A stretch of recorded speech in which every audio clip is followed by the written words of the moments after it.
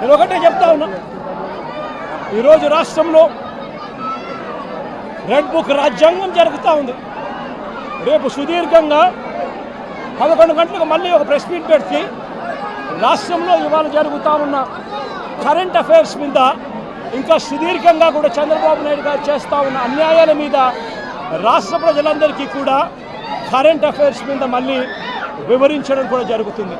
అయితే ఒకటే ఒక మాట చెప్తా ఉన్నా, చంద్రబాబు నాయుడు గారికి చెప్తా ఉన్నా, చంద్రబాబు నాయుడు గారికి ఒత్తాసు పలుకుతా ఉన్నా పోలీస్ డిపార్ట్మెంట్లో ఉన్న కొందరు అందరూ కాదు, కొందరు పోలీస్ డిపార్ట్మెంట్లో ఉన్న కొందరు పోలీస్ అధికారులకు కూడా ఈ సందర్భంగా తెలియజేస్తా ఉన్నా, ఎల్లకాలం చంద్రబాబు నాయుడు గారు అధికారంలో ఉండరు. చూస్తూ 1 సంవత్సరం అయిపోయింది. మరో 3-4 ఏళ్లలో మా ప్రభుత్వం వస్తుంది.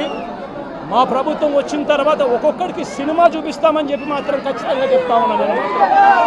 ఎందుకనంటే అన్నకు చేసిన అన్యాయం, అన్న లాంటి వాళ్ళకు చేసిన అన్యాయం ఈరోజు రాష్ట్రంలో ప్రతి గ్రామంలోనూ కనిపిస్తూ ఉంది.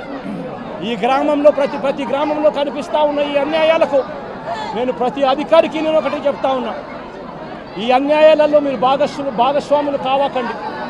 భాగస్వాములు అయినారు అని అంటే మాత్రం చంద్రబాబు నాయుడు గారితో పాటు మిమ్మల్ని కూడా బోనెక్కిచ్చే కార్యక్రమం ఖచ్చితంగా చేస్తాము అని చెప్పి ఖచ్చితంగా హెచ్చరిస్తా ఉన్నాం.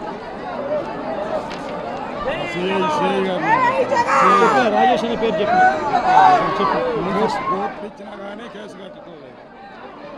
వెంకటేశ్వర అన్న చెప్తా ఉన్నాడు, చెప్పండి.